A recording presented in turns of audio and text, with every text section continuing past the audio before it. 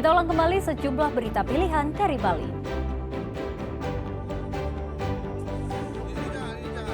Pedagang durian menemukan bayi laki-laki yang dibuang di depan kuburan Banjar Seri Batu, Desa Penglumbaran, Kecamatan Susut, Bangli.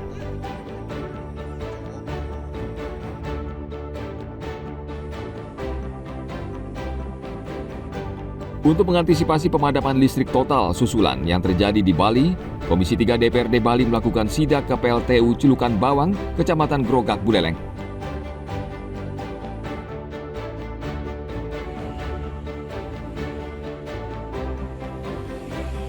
Pembangunan jalan tol Gilimanuk Mengwi masuk dalam proyek strategis nasional.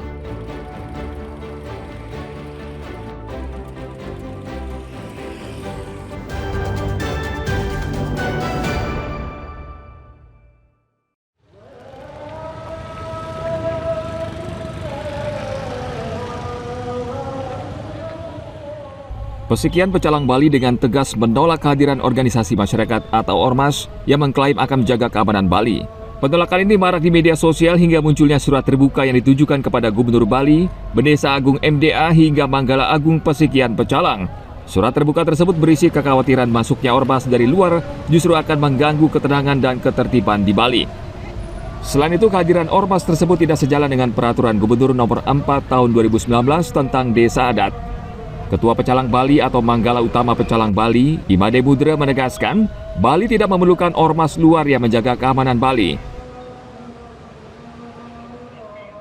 Kalau garis bawah itu, semua pecalang itu menolak adanya ormas-ormas yang mengaku-ngaku membawa keamanan yang sistem baru. Kalau kita punya sudah ada sistem yang lama, yang betul-betul kearifan lokal ini ya kita junjung sesuai sekali dengan apa yang di statementnya oleh Pak Gubernur.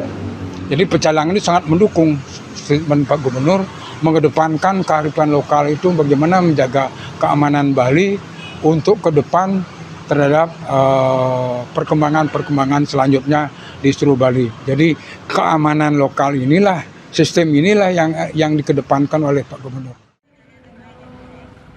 Pernyataan sikap ini dipicu mencuatnya kasus ormas yang bertindak onar dan berbuat rusuh belakangan ini. Bagi sebagian besar masyarakat Bali, citra ormas identik dengan premanisme. Mereka kerap mengganggu ketertiban dan melakukan pemerasan. Bali sudah memiliki sistem keamanan yang baik dan selama ini bekerja sama dengan lembaga keamanan lain, dan kemunculan premanisme berkedok ormas juga bisa memicu konflik di daerah. Tim Liputan melaporkan dari Denpasar.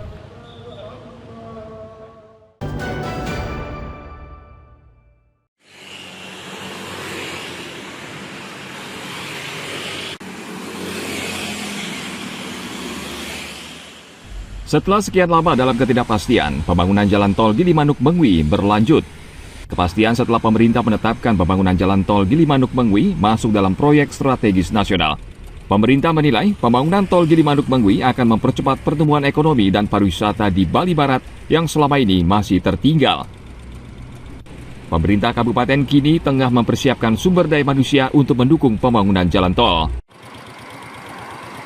Kepala Dinas Pekerjaan Umum dan Perumahan Rakyat Jembrana mengatakan, meski proyek jalan tol ini sudah pasti, namun lokasi awal pembangunan proyek masih dibahas.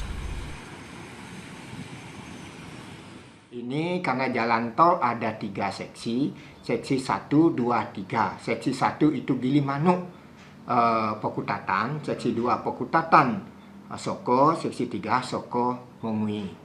Nah, ini yang mana akan digarap dulu yang jelas di dalam RPJMN 2025-2030 itu sudah masuk jalan tol Gilimanuk Mengwi. Nah, kesiapan pemerintah daerah pada dasarnya sudah siap. Karena lokasi prioritas dan penetapan lokasinya sudah berdasarkan SK Gubernur Bali. Nah, ini yang menangani adalah di Biro Pemerintahan dan Kanwil BPN Bali. Itu yang menangani. Seperti apa penetapannya, saya kira tidak ada perubahan. Trase jalan tol itu sementara tidak ada perubahan, masih seperti yang sudah disosialisasikan oleh pemerintah Provinsi Bali. Pemerintah Kabupaten Jemberana berharap proyek jalan tol Gilimanuk-Mengwi ini akan berdampak positif bagi perkembangan ekonomi Kabupaten Jemberana. Tim Liputan melaporkan dari Jemberana.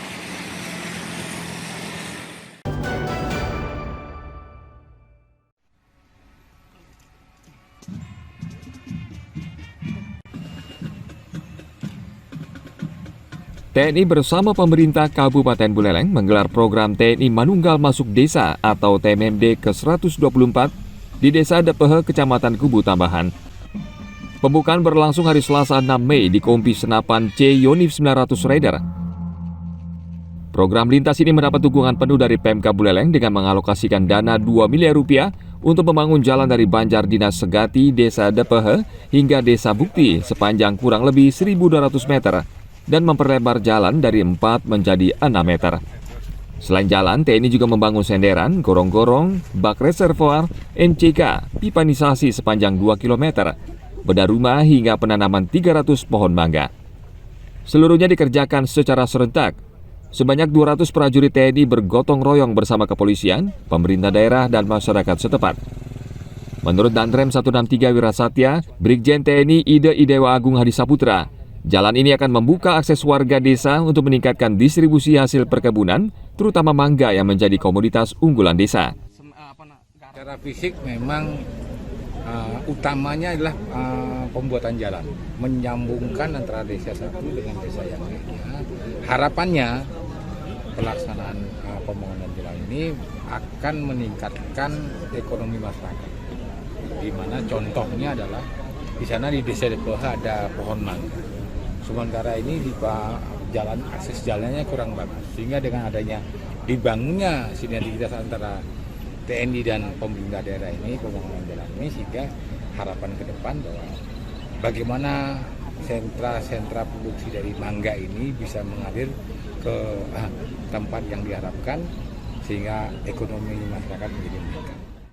Kita sangat mendukung karena sangat bermanfaat sekali, baik untuk program pemerintah Kabupaten Buleleng maupun untuk masyarakat. Jadi dari sisi anggaran juga kita akan siapkan untuk kegiatan-kegiatan seperti ini. Kalau seperti tadi kan dengan kegiatan yang sebesar ini kita bisa menghemat hampir 2 miliar. Jadi kegiatan fisik yang sudah dilakukan, belum lagi non fisiknya. Yang fisiknya saja sudah hampir 2 miliar kita bisa menghemat. Tidak hanya pembangunan fisik, TMMD ke-124 juga melaksanakan kegiatan non-fisik seperti penyuluhan tentang bela negara, wawasan kebangsaan, pemberdayaan desa, narkoba, hukum Kamtimas, bencana alam, penyuluhan kesehatan, dan keluarga berencana. Tim Liputan melaporkan dari Buleleng. Izin Pak Dandim.